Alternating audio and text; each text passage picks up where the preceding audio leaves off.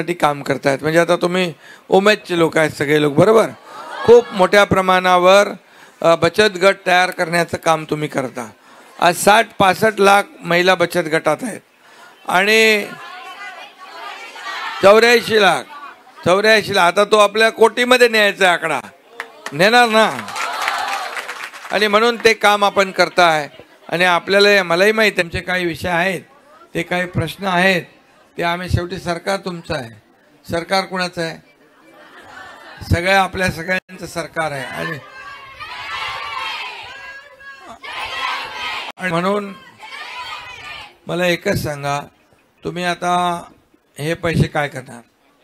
हे पैसे आता काय करणार तुम्ही? आता दर महिन्याला तुम्हाला पैसे येत राहतील. नाही, पहिले म्हणजे खर्च करणार पैसे आपल्या कुटुंबासाठी.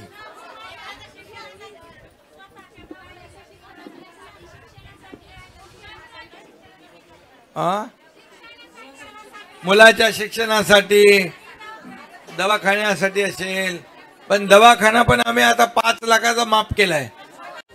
छोटं किरकोळ. मग बाळासाहेब ठाकरे आपला दवाखाना आपल्याकडे आलाय का?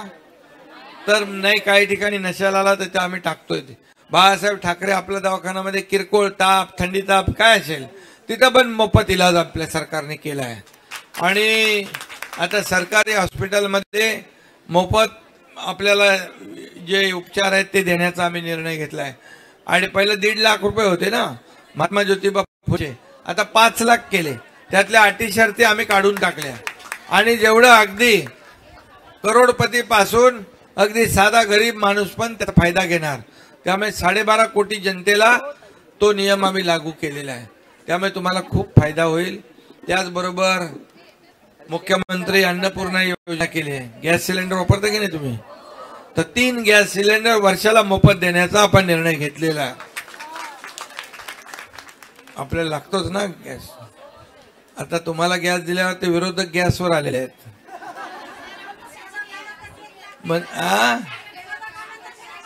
विरोधकांना एकच आहे की विरोधक ही योजना बंद पडावी म्हणून सारखा प्रयत्न करत होते. आणि योजना कशी खोटी आहे, पैसे खात्यात येणार नाहीत, बिलकुल कोणी विश्वास ठेवू नका, फॉर्म भरू नका. काही माझ्या बहिणीने फॉर्म भरले नव्हते सुरुवातीला. जसे पैसे खात्यात सुरू झाले ते बोले विरोधक खोटे आहेत, हे खोटारडे आहेत, त्यांचं ऐकून आपण फॉर्म भरले नाही, चूक झाली. लय त्यांनी पण फटाफट फॉर्म भरले. आता विरोधक जेव्हा अर्ज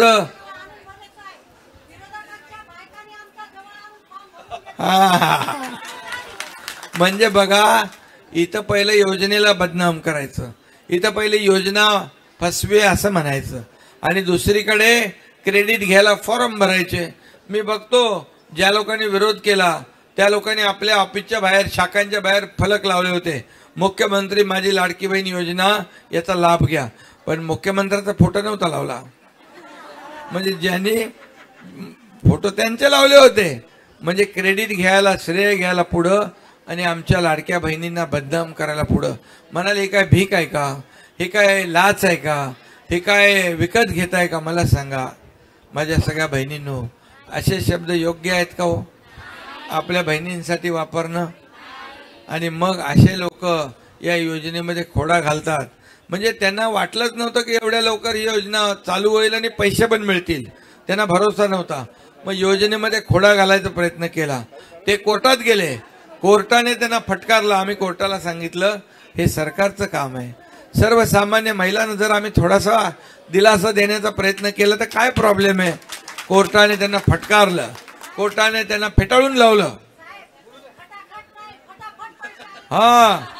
ते खटाखट वाल्यांचे कधी येतच नाहीत, ते पटापट वाल्यांचे येतात.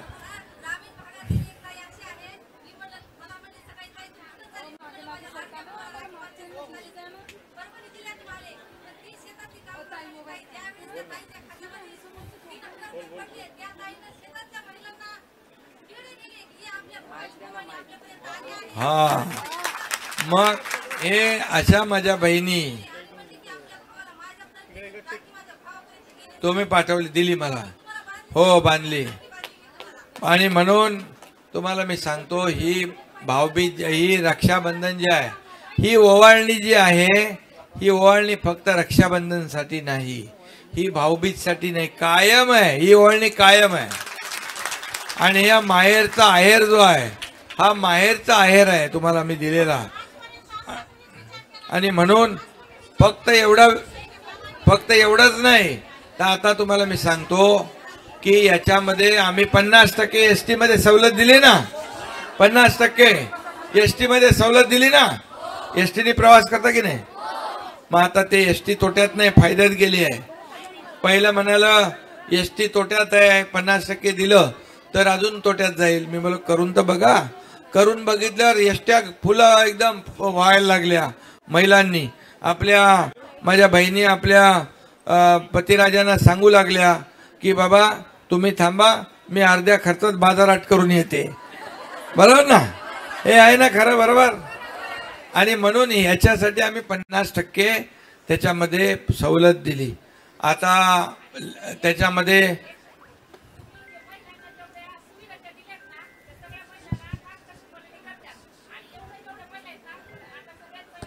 हॅलो, महिलांच्या हातात पैसे देणार आणि दाजीच्या खिशातून काढून घेणार, हे सगळ्यांचा प्रश्न आहे. कशातून? दाजीच्या खिशातून. आता आम्ही लाडक्या बहिणी तुमच्या, आणि दाजी कोण? दाजी नाही काढणार. तुम्ही नाही, ऐका. हा हा हा आणि म्हणजे त्याचा प्रश्न काय आला? हा. आणि आता आपण जे आपण हे काम करतो ना, तुम्ही फक्त महिलांकडे लक्ष द्या, उमेदवारांकडे लक्ष द्या, तुम्हाला महिला कुठेच कमी पडणार नाही सर. म्हणून काय करा, हे माहित घे. म्हणून आहे ना, तुम्हाला मी एकच सांगतो की तुमच्या खात्यात पैसे आलेले तुमच्या सहीशिवाय कुणालाच काढता येणार नाहीत. समजलं की नाही? तुमच्या मंजुरीशिवाय, परवानगीशिवाय कुणाला पैसे काढता येणार नाहीत. म्हणून तो तुमच्या खात्यात दिलेत. तुम्हाला बघा, माहेरला जायचं असेल तर पैसे मागायला लागायचे ना. कुठे काय आपल्या मुलाला विकत घ्यायचंय, काय खाऊ घ्यायचंय, कपडे घ्यायचंय, पैसे मागायचे तुम्ही. बरोबर ना? आता काय? आता तुमच्या हक्काचे पैसे. आता उलट आता तुमची काळजी घेतील. तुमचा नवरा पण घेईल, सासू सासरे पण घेतील. म्हणतील बाबा, अरे माझ्या बाईला चपातीला पोळीला तूप तेल लावलं की नाही जरा बघ, बोलतील की नाही?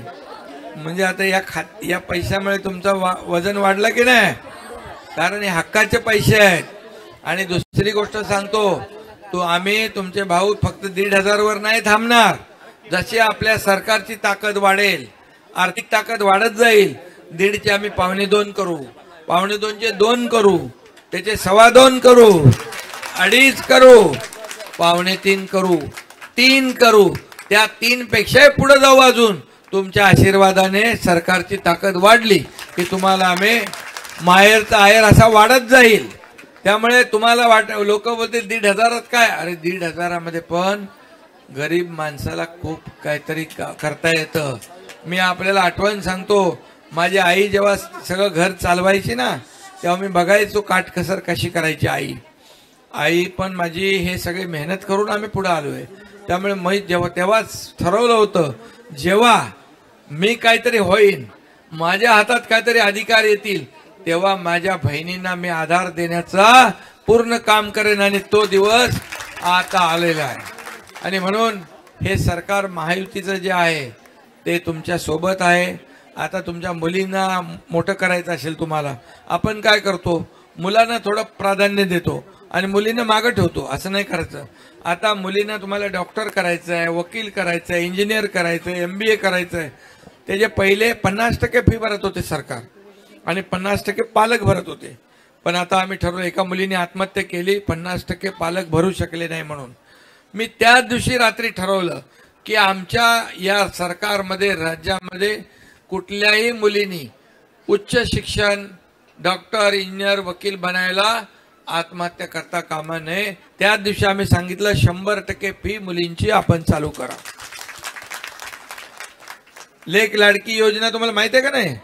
जन्म झाल्यावर 5,000, पहिलीत गेल्यावर 6,000, 5वीत गेल्यावर 7,000, 8वीत गेल्यावर 8,000, 11वीत गेल्यावर 9,000 आणि मुलीचं वय 18 वर्ष झालं की 1,00,000 रुपये त्या खात्यामध्ये जमा करायचा निर्णय आपण घेतला आहे. आणि म्हणून मला तुम्हाला फक्त हे 1500वर ठेवायचं नाही. आता 1500 म्हणजे एका घरात 2 महिला असल्या 3000 झाले. 3000 म्हणजे वर्षाचे किती झाले? 36,000. बरोबर. आता तुम्ही या पैशामधून काही लोक पहिले कपडे घेतील, साड्या घेतील, मुलांना खाऊ घेतील, कोणाला कपडे घेतील, आपल्या सगळ्या लोकांना. पण माझं असं म्हणणं आहे, जे मुख्यमंत्री रोजगार योजना जी आहे ना, त्या रोजगार योजनेमधून तुम्ही फायदा घ्या. बचत गटातून तुम्ही कर्ज काढता की नाही बँकेचं? बचत गटा बँकेचं 100% कर्जफेड करणारा कोण असेल तर महिला आहे, बचत गट आहे. आणि उमेद तुम्ही तर त्यांच्या बरोबर आहे ना, एकदम फिट काम करताय. आणि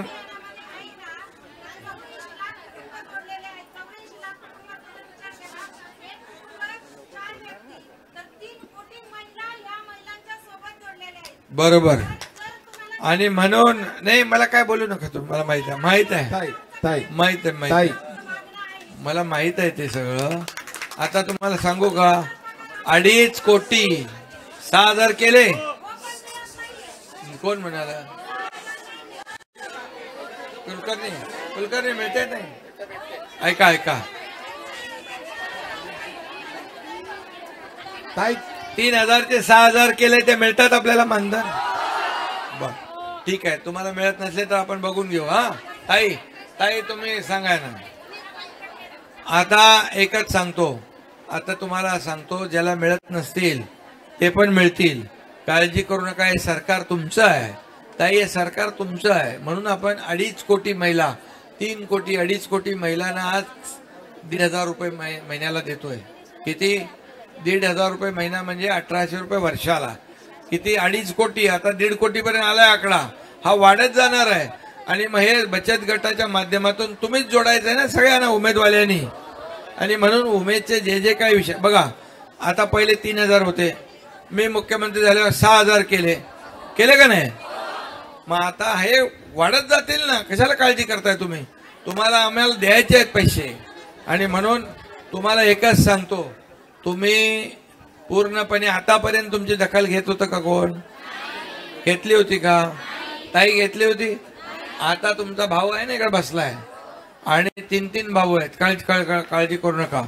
त्यामुळे तुम्हाला सगळ्यांना या ठिकाणी तुमचे जे प्रश्न आहेत हेही सोडवू.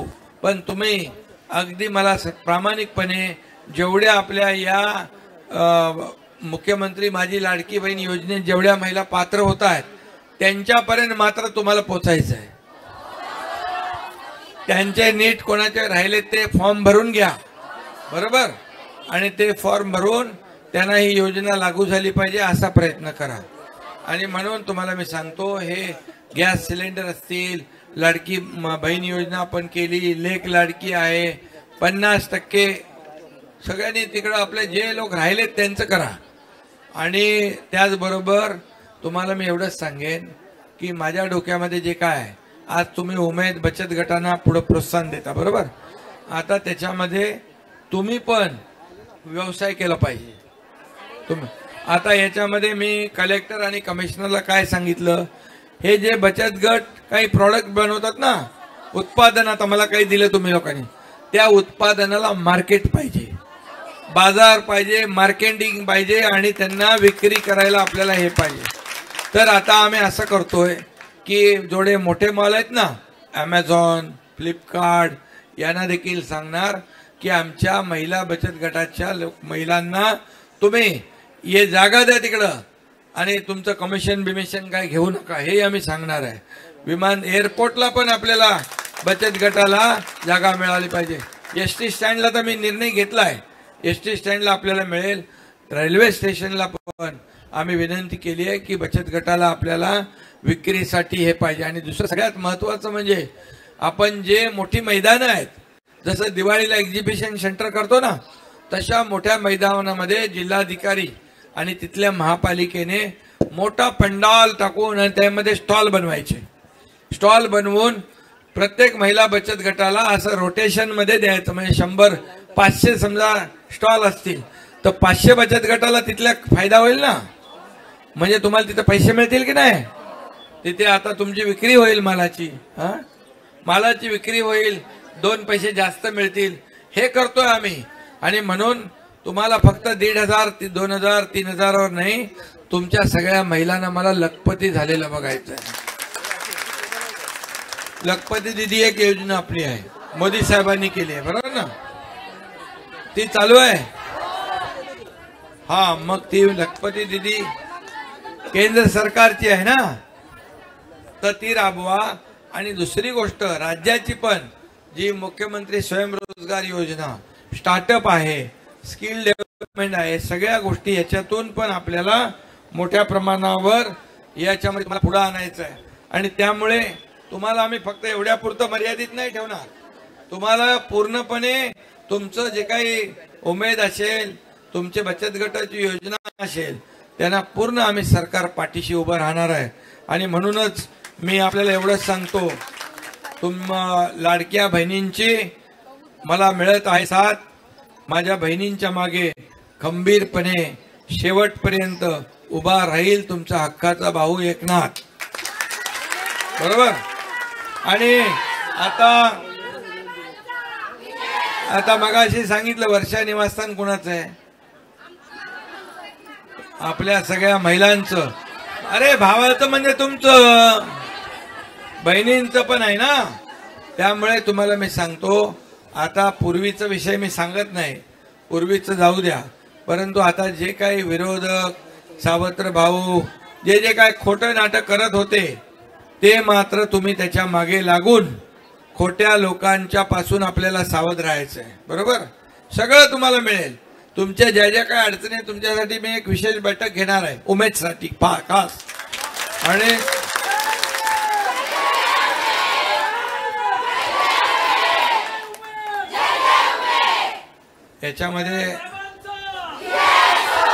याच्यामध्ये मोठ्या प्रमाणावर आपल्याला सगळ्यांनी मदत केली. आणि म्हणून तुम्हाला एकच सांगतो, बचत गट अजून वाढवायचे. या महिलांच्या आपण याच्यामध्ये अंगणवाडी सेविकांनी पण आपल्याला हे फॉर्म नोंदवायला मदत केली, आपण तुम्ही केली, सगळ्यांनी केली. आणि म्हणून सगळ्यांना मी मनापासून धन्यवाद देतो. आणि आज तुम्ही एवढ्या दुरून आपल्या भावाला राखी बांधायला इथपर्यंत आल्यात, त्याबद्दल मनापासून आपल्याला धन्यवाद देतो. मला आता पहिली माझी सख्खी एक लाडकी बहीण आहे, पण तुमच्या रूपाने मला लाखो लाडक्या बहिणी मिळाल्या. आणि भावाची जबाबदारी काय ती पूर्णपणे पार मी पाडणार. फक्त तुम्ही एवढंच लक्षात ठेवा, भावाच्या डोक्यावर नाही भार जो आहे, भार जो आहे तो आपण एकदम 500 किलो एका माणसाच्या बोजा दिल्यावर काय होईल. आणि म्हणून तुम्हाला एकच सांगतो, महिला भगिनींना मजा द्यायला सरकार हात आकडता कधीच घेणार नाही, कधी हात आकडता घेणार नाही. आणि म्हणून तुम्हाला सगळ्यांना मी सांगतो, कुलकर्णी आणि राहुल तुम्हाला सांगतो की या आपल्या उमेदच्या महिलांच्या ज्या काही समस्या विषय आहेत, एक बैठक आपण घेऊ आणि या बैठकीमध्ये यांना खूप खूप मदत करू. धन्यवाद.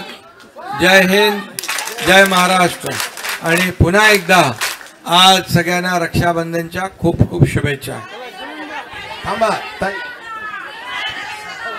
ताई, सर्वांनी उभं राहून साहेबांचं टाळ्या वाजून स्वागत करायचं आहे. लवकरच आपल्या समस्यांसाठी साहेब बैठक लावणार आहे. दोन्ही हात वर करा, स्वागत. आता राख्या नका बांधू प्लीज, आता राख्या नका बांधू. साहेबांना दुसऱ्या मीटिंगला जायचं आहे. अजून बऱ्याच बहिणी वाट बघत आहे. साहेबाला ठाण्याला जायचं आहे, सह्याद्रीला जायचं आहे. प्लीज तुमचं प्रेम ताई, रुपाली ताई. तणांसाठी राब राबतो